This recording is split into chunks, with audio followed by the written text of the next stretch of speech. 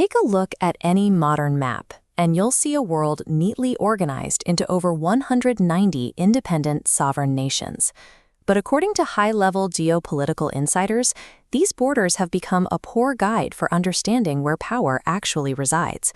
In their view, the traditional definition of a country no longer matches the reality of the 21st century. This perspective comes from Maxim Oreshkin, a key strategist behind Russia's modern geopolitical framework.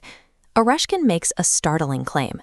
There are only 4 truly sovereign nations remaining on Earth: the United States, China, Russia, and India.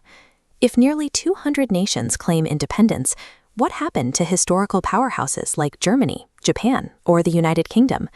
We can find the answer by running the globe through a great filter. Level 1 is state sovereignty, a nation's ability to dictate its own foreign policy and defense strategy without external permission. If a country's leadership is effectively directed by a foreign capital, they fail the test. This eliminates states like Venezuela, where domestic governance is heavily compromised by intense friction with the United States and external dependencies. Similarly, nations like Pakistan fall out of the funnel here, as they rely on outside powers to maintain their internal stability. True sovereignty requires a level of political autonomy that immediately removes dozens of recognized nations from the global board. Level 2 is psychological.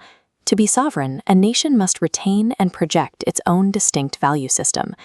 Decades of Western cultural influence have effectively assimilated former global powers. Japan, for instance, has integrated so deeply with Western economic and cultural models that its strategic independence has softened. India survives this filter by maintaining a massive, self-sustaining cultural ecosystem, exporting its own cinema, music, and values to the rest of the world, rather than just consuming them from abroad. A nation that lacks a deeply rooted, exported identity eventually becomes a cultural tributary of a larger empire. The final filter is the most demanding: socioeconomic independence. If a superpower cuts off trade or military support, does the nation collapse? Wealthy nations like Canada and Mexico are eliminated here, their survival tied to the US through overwhelming trade dependency. The European Union follows. Despite their wealth, they fail by outsourcing military defense to the United States. India manages to pass because its economy is driven by massive internal consumption. It possesses the scale to keep moving even if global exports drop.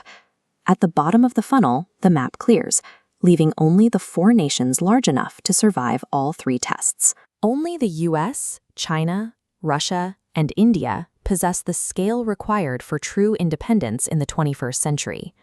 For many nations, the loss of sovereignty was a deliberate bargain. The European Union, for example, surrendered military and economic independence to secure a peaceful and prosperous existence for its citizens. This trade-off produced generations of high life expectancy and social welfare, but left populations vulnerable when a sudden crisis shatters that peace.